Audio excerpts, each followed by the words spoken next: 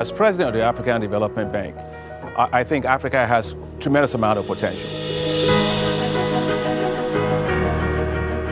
Last year, economies of Africa grew at 3.4%. We expect them to go to about 4.3% next year. So African economies are very, very resilient. But there's another reason why I'm very optimistic about Africa. Africa is innovating tremendously in three areas that are transforming the lives of people. One is with regard to digital financial services. Today you have many Africans that do not have access to bank accounts, but yet you have people with 1 billion mobile phones, and that allows us to have digital financial services for people. Second is Africa doesn't have a lot of power, but we are leading to all right now in terms of renewable energy. It's now possible to have access in rural areas to electricity through single solar panel PVs in households. And finally, is that the whole issue of e-commerce has taken off tremendously in Africa because of access to mobile phones. These areas are allowing Africa to leapfrog. And that's why when you got big challenges, the most important thing is to innovate.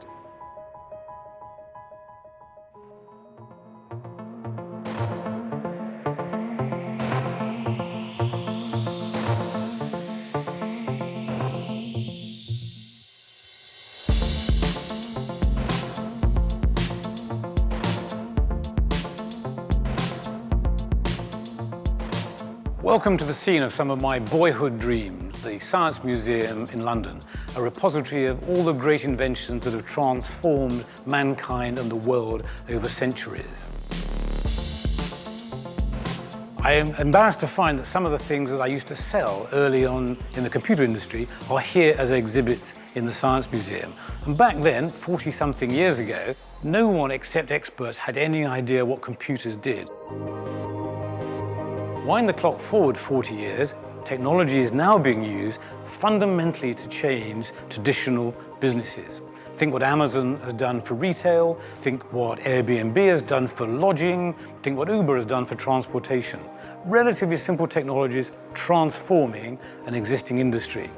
And so today, what people need to think about in business is, am I a disruptor? I'm going to change the face of a marketplace, or am I a disruptee? It's going to happen to me. Retail. This is one of the easiest sectors to consider from a disruptor-disruptee perspective. Bricks and mortar retail, especially the big box stores and the out-of-town malls, have begun to lose complete touch with their customer, which is the fundamental first step of any business. You want to buy something, you travel a long distance for it, you queue up, you park your car, you pay for parking, you find the item, it is or isn't in stock, you go back home again. What have you achieved in that time? Now, in the 21st century, armed with nothing more than the mobile phone, you can do all those things without traveling anywhere at all. And the amount of time you spend when you're buying that ironing board or that electric drill or whatever it happens to be is 100% focused on you, the customer, and buying the item that you want. Meanwhile, these guys have got their big buildings, their staff, their expensive assets and so on. What are they going to do? Well, the answer is they are going to be disrupted out of business. And it's all made possible by that small infrastructure of mobile phones scattered across the continent and traders desperate to bring their goods and services to the support of happy customers.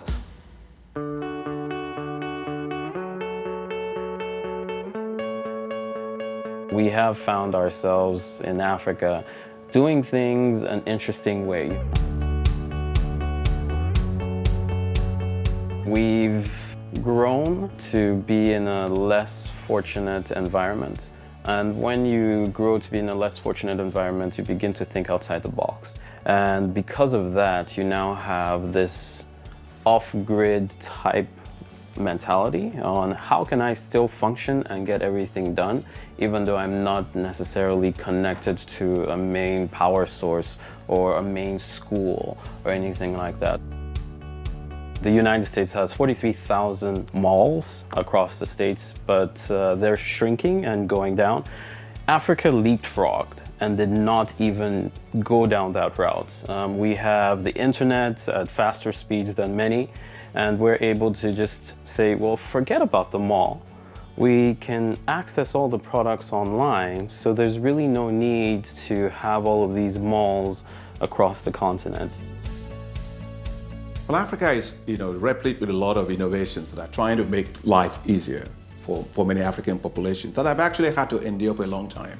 Not having access to financial services and not being able to actually go to the market and buy the things you want to buy. So innovation is changing all these spaces completely.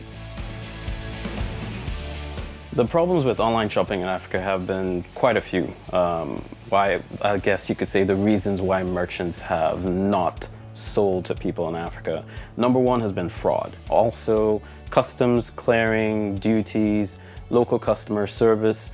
These are things that I guess you could say cause merchants to be antsy and not want to ship products to the continent. And those are things that we've fixed. All for Africa is an online platform that's used to help US and UK retailers sell their products into Africa at no risk. I noticed that people in Africa could not purchase items online. They could access the product, but the websites wouldn't ship products to them. Shipping from different country to country. In Africa, some countries have things really down-packed, and some countries not so much. So we just need to understand who the best shipping partners are and make sure we have the best shipping partners on our side. We do work very, very close with DHL. You can easily buy anything online in the US or in Europe and have it delivered to you in Nigeria.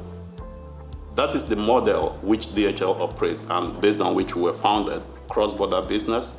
When we looked at the Mall for Africa model he had, we quickly went for it.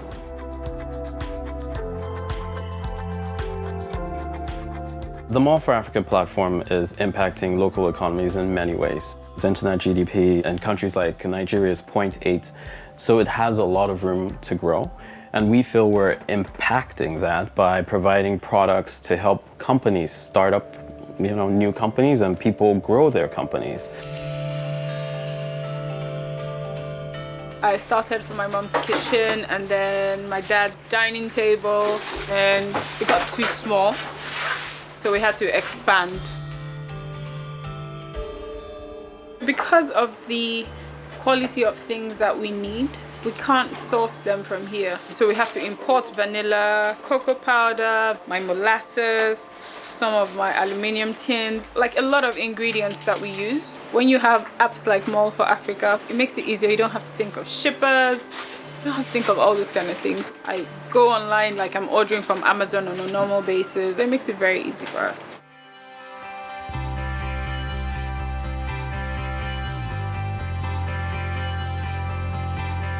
The eBay Africa platform is something we're very proud of. When you talk about impact, this is something that we feel is going to be a game changer to the continent and really provides impact to people. We have tagged it the Out of Africa product, and what it does is it allows people to sell African-made products on the platform to people in the US and UK on the eBay platform. The opportunities we're looking for in the next few years are vast. Africans love shopping, and as long as Africans love shopping, Mall for Africa is going to exist, and we just need to make sure Mall for Africa is in every country in Africa, and that's what we plan on doing.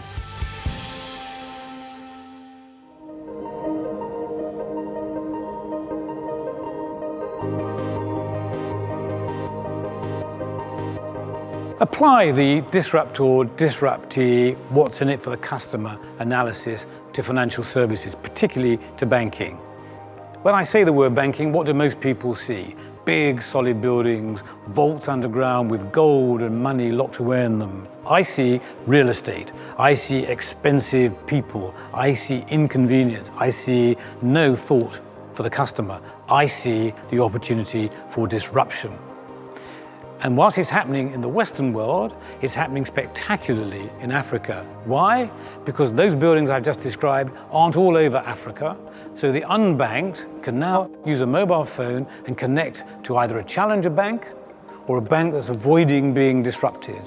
And that ability to provide services at the point of use for the customer, instead of forcing your customer to come into a bank, is a classic example of the 21st century application of technology disruption.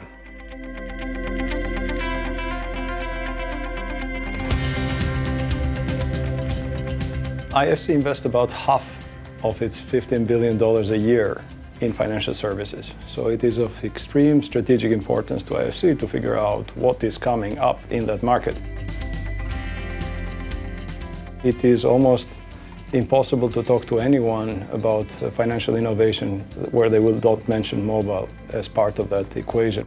One of the main reasons for that is because suddenly you have a fully capable terminal in the hands of consumers. The dynamic landscape in Africa provides huge opportunities for growth and innovation. The mobile phone, for example, has become something that 70% of Africans are now empowered with. So that has forced the financial service providers to innovate. On the other hand, innovation there can happen at any front because of legacy systems do not exist. So from that perspective, we think that financial services in Africa may develop in a way that they've not developed anywhere else in the world.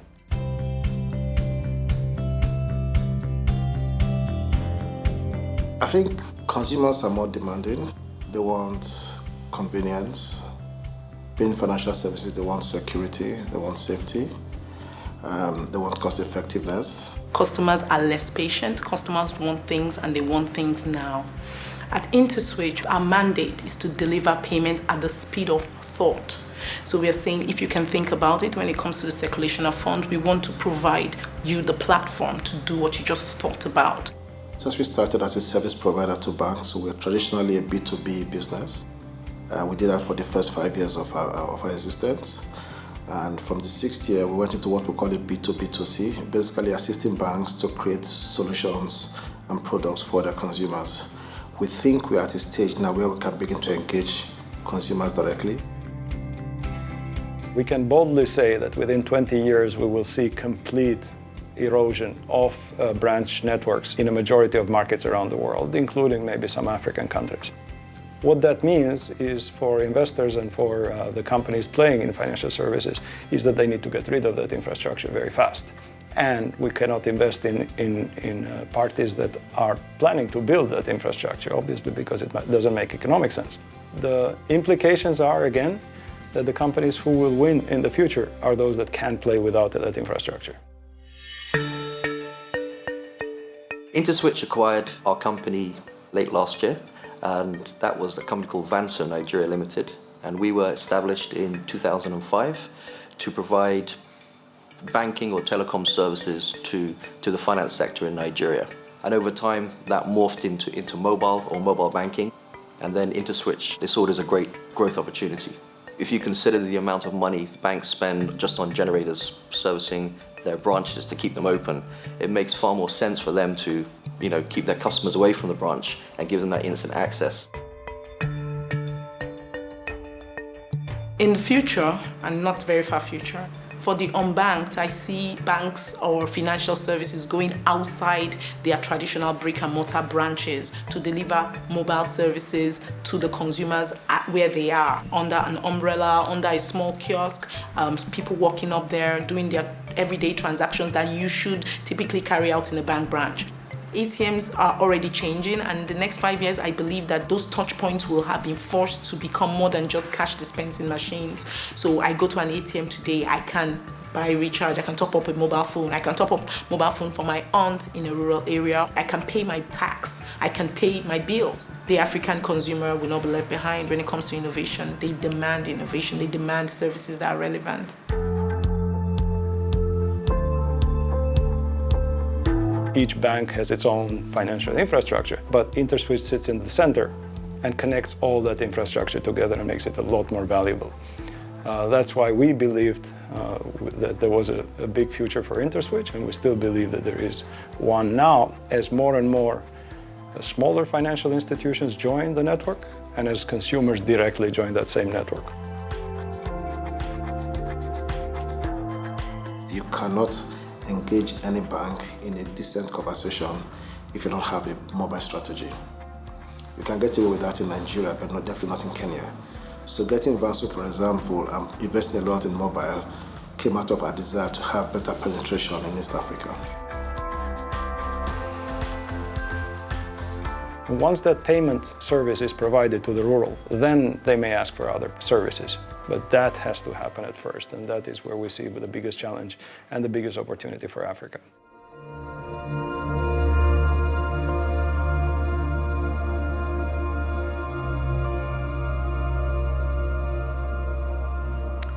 Think back to school physics and thermodynamics. Do you remember the concept of entropy? The idea that everything will eventually be distributed to the furthest corners of wherever the universe happens to be? That's the other message about technology. What used to be centralized is now being decentralized. The mobile phone, RFID tags, you name it, it's being broken up and spread out ever more widely. And that's no more apparent than in the provision of energy. Once upon a time, you produced energy by having a large plant that then distributed it through controlled channels as far and as wide as it would go, which in Africa wasn't very far and wasn't very wide. Today, the laws of entropy have taken over, and now the micro-provision of energy and the ability to buy it using a mobile phone, using the mobile phone network, the small infrastructure of energy, is allowing customers to have what they want, where they want it, and when they want it, and then to pay for it, which is transforming a business model, leaving that hugely expensive plant and that massive and frail infrastructure at risk of being totally disrupted. Start with the customer, think whether you're a disruptee or a disruptor, and now think about the laws of thermodynamics.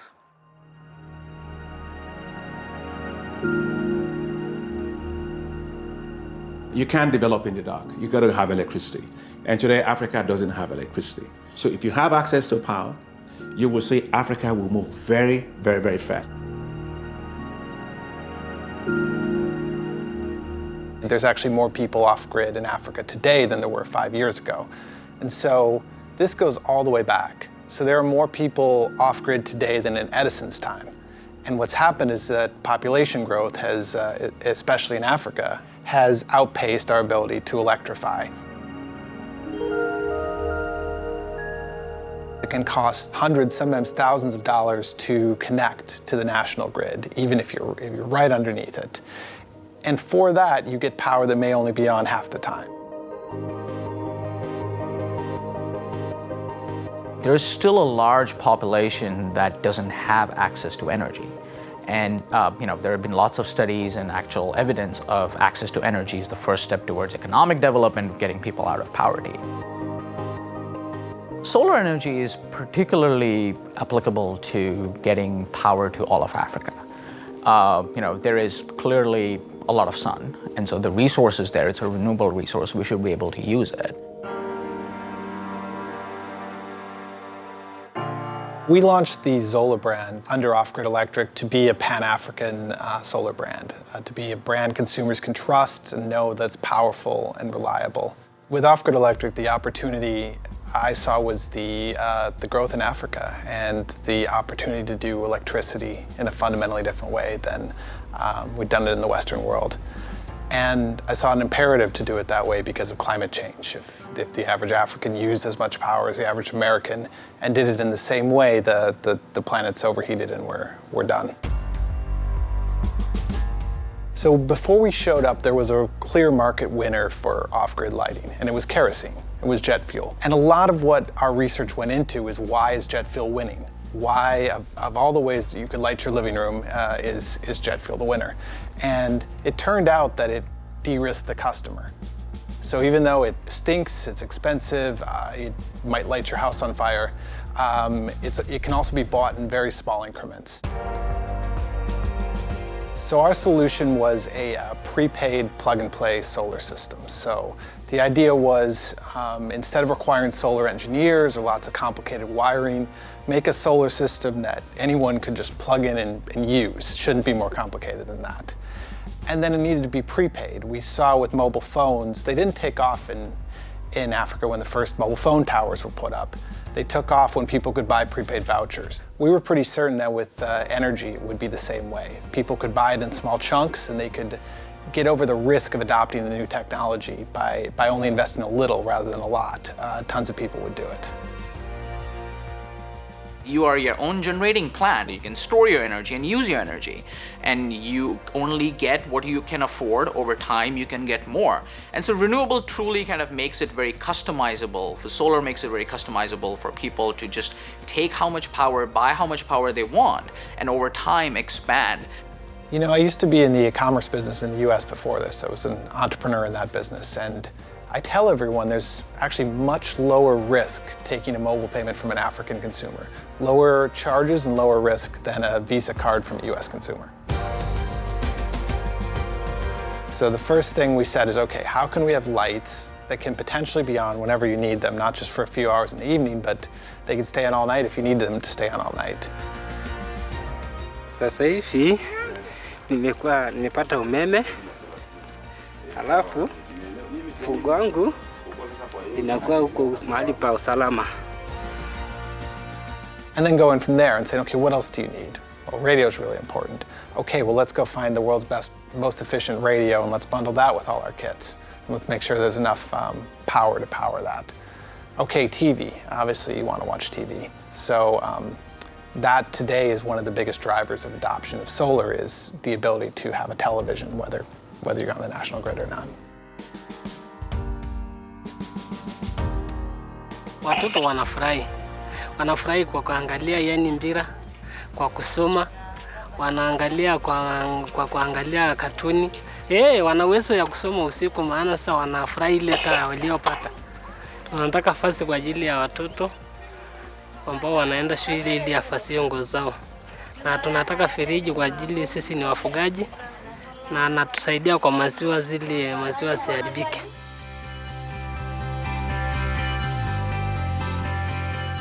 People are now starting to ask for, I want to do more. I want refrigeration because I can preserve food, I can start a small business and provide cold food, drinks, etc., get a little bit more money. People want water pumps for agriculture, so there's just more need for power as people are starting to understand what it can do for their life and change their lifestyle. Traditional solar home systems can provide DC power and can provide it only up to a certain extent. As soon as you start moving to people wanting more productive uses, refrigeration, using air conditioning, water pumps, you need to get to AC power and more power. What this new technology that Off-Grid Electric is pursuing allows us to do is bring that power for more productive uses in a much more affordable way. When I moved to Tanzania in 2012, I really thought the mission of the company was to light Africa. 5 years on, it's become clear to me that it's possible to power all of Africa, to power industry, to power homes of every income level with cheap and reliable power. And that's really the animating force of what we do today.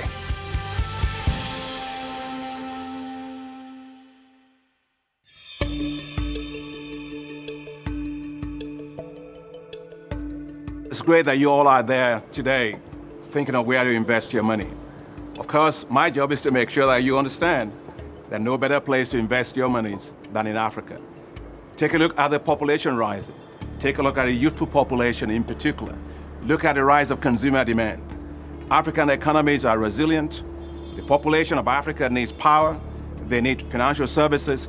These are the things that you are talking about at this conference. Welcome to Africa, the new growth frontier.